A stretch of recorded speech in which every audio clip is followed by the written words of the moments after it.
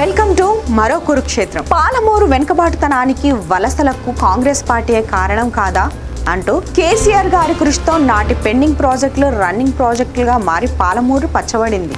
2014కు ముందు పాలమూరు పరిస్థితి ఎలా ఉంది, ఇప్పుడు ఎలా ఉంది ఆలోచిస్తే కేసీఆర్ గారు ఏం చేశారో రేవంత్ రెడ్డికి అర్థం అవుతుంది అంటూ మాజీ మంత్రి ఎమ్మెల్యేలు పేర్కొన్నారు.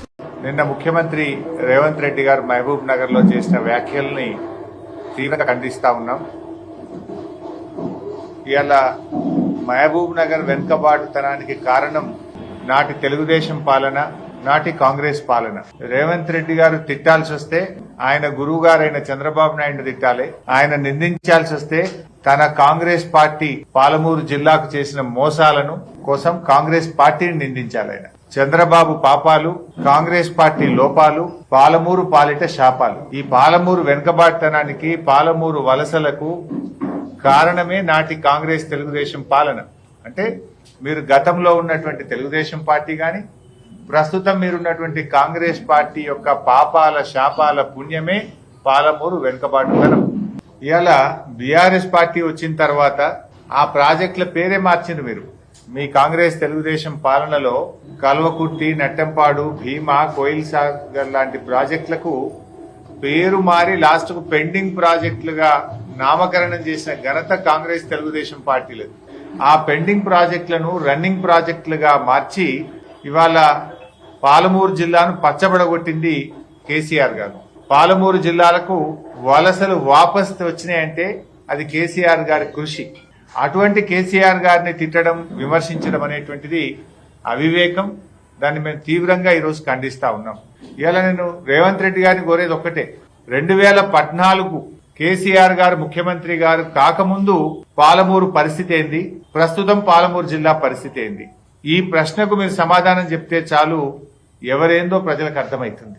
2014 కంటే ముందు దేశంలో అతి ఎక్కువ మంది వలసపోతున్న జిల్లా పాలమూరు జిల్లా.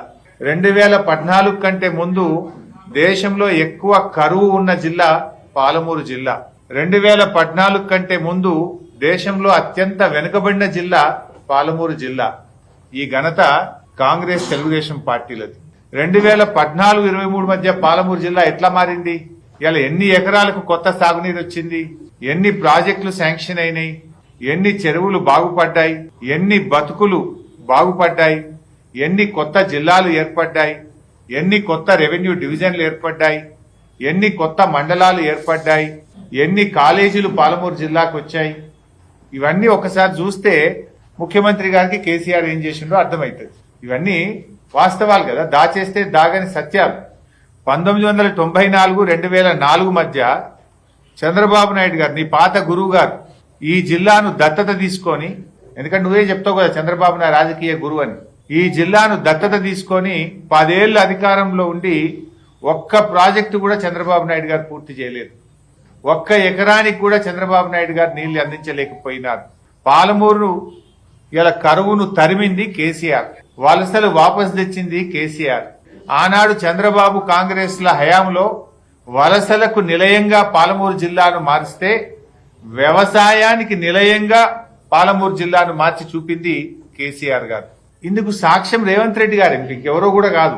ఒకసారి ఆయన అసెంబ్లీలో మాట్లాడుతూ, ఇదే రేవంత్ రెడ్డి గారు అసెంబ్లీలో మాట్లాడుతూ, నా తండ్రి చనిపోతే స్నానం చేయడానికి నీళ్లు లేకపోతే నెత్తి మీద నీళ్లు జల్లుకొని పోయినా అని చెప్పి స్వయంగా రేవంత్ రెడ్డి గారే శాసనసభలో చెప్పారు. ఆ పరిస్థితికి కారణం ఎవరు? చంద్రబాబు నాయుడు, కాంగ్రెస్ పార్టీ కాదా? ఆ టైంలో ఎవరు అధికారంలో ఉన్నారు? కాంగ్రెస్ పార్టీ అధికారంలో ఉంది. మీ హయాంలో పాలమూరు ప్రాజెక్టులను కాగితాలకు పరిమితం చేసినారు. చంద్రబాబు నాయుడు గారు శిలాఫలక చేస్తే కాంగ్రెస్ పార్టీ వాళ్ళు, రాజశేఖర రెడ్డి గారు మొక్కలు నాటడం, రాజశేఖర రెడ్డి కాంగ్రెస్ పార్టీ వాళ్ళు శిలాఫలకలు వేస్తే చంద్రబాబు నాయుడు గారు మొక్కలు నాటడం. అంటే మీరు ఎంతసేపు డ్రామాలు చేసిండ్రు రెండు పార్టీలు. పాలమూరు కరువుతో రాజకీయాలు చేసినారు. కానీ కేసీఆర్ గారు పాలమూరు కరువును పారదోలే విధంగా పెండింగ్ ప్రాజెక్టులను రన్నింగ్ ప్రాజెక్టులుగా మార్చి సాగునీరు అందించారు. చెరువులు బాగా చేసినారు. ఇలా పాలమూరు ఎత్తిపోతల పథకాన్ని యుద్ధ ప్రాతిపదికన 80% పనులు పూర్తి చేసినారు. ఎన్ని అడ్డంకులు పెట్టినా, కేసులు పెట్టినా వాటిని ఛేదించి ఇలా పాలమూరు ప్రాజెక్టుకు నీటి కేటాయింపులు సాధించినాం. మేము ఈఏఎస్సీ అనుమతి సాధించాం. ఇలా మీరు కాలువలు తవ్వి నీళ్లు ఇవ్వండి. గా పని మరో లేటెస్ట్ అప్డేట్స్ తో మళ్ళీ మీ ముందుంటుంది మీ రజని.